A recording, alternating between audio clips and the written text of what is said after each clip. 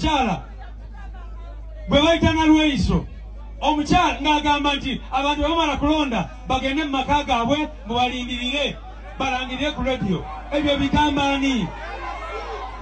Kubanga singa mumanyi timwagala kola bya mazima na bwenkanya, lwaki temwagala abantu basigale ku polling station balabe kigenda mu maaso?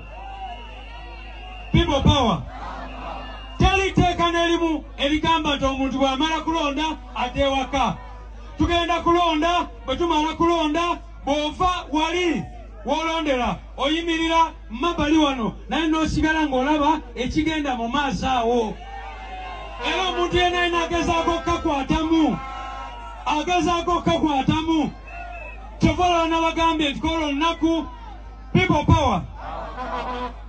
Nga nawo 18 awo wetwagala okulaba faces ezisimayiringa nga president bamaze omulangirira. Naye nga 15 nga 16 mulina okubeera nga muli banyiivu nnyo. Buli omu teekako feesi y'enyiivu ndabe. Buli omu nyiiga. Saagala kulaba omulaba maama oyo. Twagala mwenna mubeere bwe mutyo munyiige. Bakimanye nti singa bakola era mbagambe tebakola ki? Olunaku lw'okuba akalulu lujja kubaawo nga 15 January. Ova wakaawo ogende okusuula akalulu ko mu bokisi.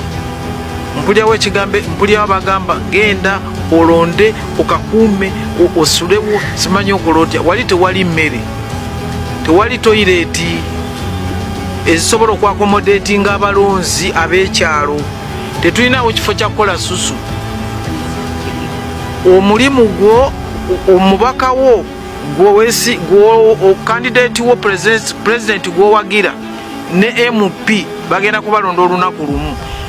MP bamuwadde abantu aba babiri era nagenda ku kyalo n'abatunulira mwenna bali ku kyalo n'alondamu abantu aba bagende bamukuumira akalulu.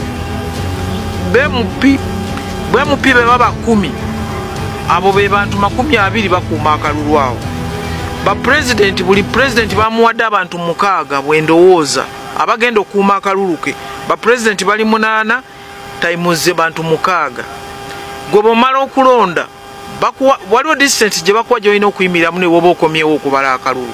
Naye nze nandirowooza jjangu olonde oddeyo eka, kubanga ne bw'otuulawo eyo bokisi gy'okuuma si yesalawo Uganda. Kati nze bwe ndowooza nti ebyo eby'eggaali simanyi ebyaki tebikola wano. Ate nsaba abantu baleme koppa bye balaba ku muliraano, kuba nze mpulira abagamba ekyabadde egindi kijja kubeera na wano. Buli muntu ayina engeri gy'akuumamu eggwanga lye, kubanga ffe abasecurity tukuuma Abannayuganda n'ebintu byabwe, ne tukuuma yeekalakaasa, ne tukuuma ne gwe bagenda okwekalakaasizaako, mwembi tubakuuma. Kati waliwo ebintu bye tutajja kukkiriza. Naye nze ndowooza nti okusinziira akalulu nga bwe katambula kali peaceful, wadde abantu abamu kabayisiza bwe bagamba kano si kalulu kubanga temuli tiyagaasi. Ako ke kalulu. Buli muntu atambula ayagala okukola effujjo mweriri, naye ffe abasecurity tugamba nti effujjo tetulikiza. Teri ggaali ssebo, teri ggaali. Eggaali genda ozikolere mu nnyumba yo, tozikolera ku bantu, kubanga tewali ku dduuka lya muntu oba ekintu kyonna ekikwatagana n'akapapula k'ogenda okutiikinga.